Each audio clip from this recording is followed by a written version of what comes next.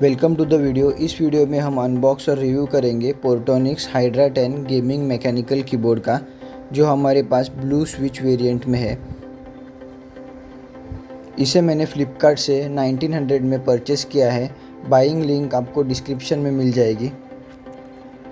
Box के पीछे आप देख सकते हो, इसका मॉडल नंबर लिखा है हाइड्रा 10 और इसका कलर लिखा है, तो ये वाइट कलर में है। अब हम इसका बॉक्स ओपन करके देखते हैं अंदर क्या क्या कंटेंट है। तो आप देख सकते हो, ये type C to USB cable आती है। केबल की क्वालिटी भी अच्छी है। उसके बाद हमें बॉक्स में कीबोर्ड देखने मिलता है।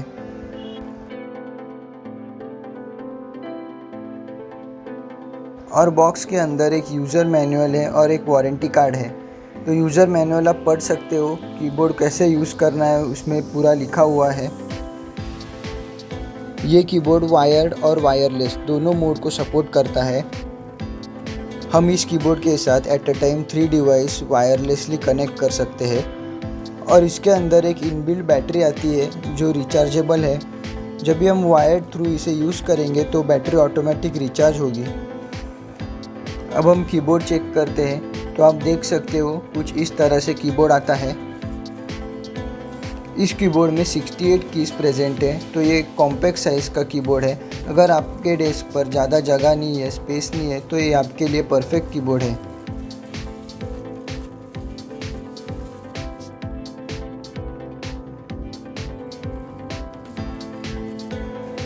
कीबोर्ड के बैक साइड में हमें एक टाइप सी पोर्ट देखने मिलता है जहां केबल लगेगी।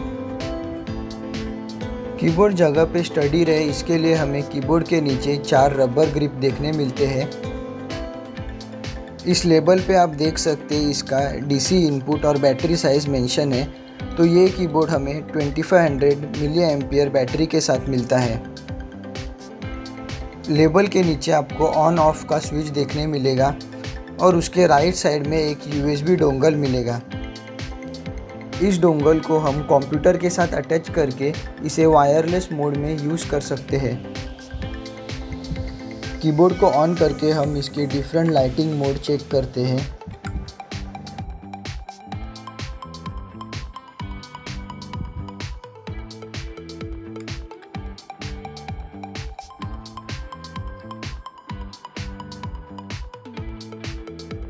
यहाँ पे आप फंक्शन बटन होल्ड करके अगर डाउन एरो प्रेस करते हो तो ब्राइटनेस कम होगी, और सेम फंक्शन को प्रेस करके अप एरो प्रेस करते हो तो ब्राइटनेस इंक्रीज होती है।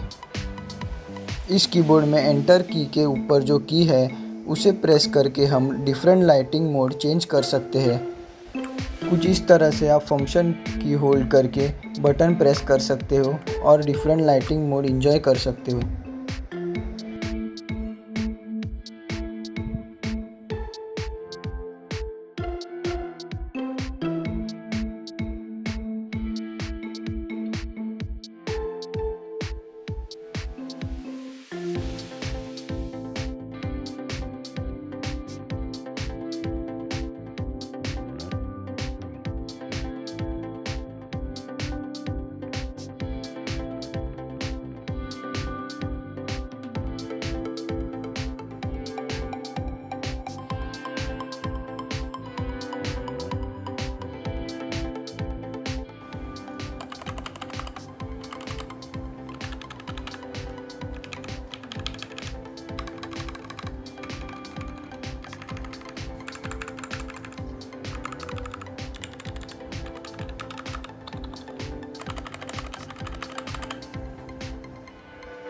कीबोर्ड को अब हम कंप्यूटर में वायरलेस मोड में कैसे कनेक्ट करते हैं वो देखेंगे।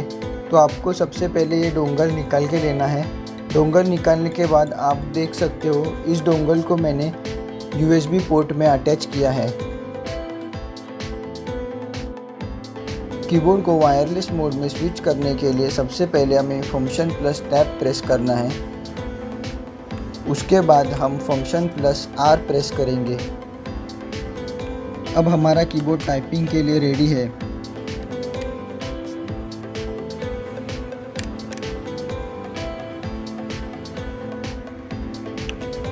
नोटपैड में आप देख सकते हो कीबोर्ड में कोई लैग प्रेजेंट नहीं है।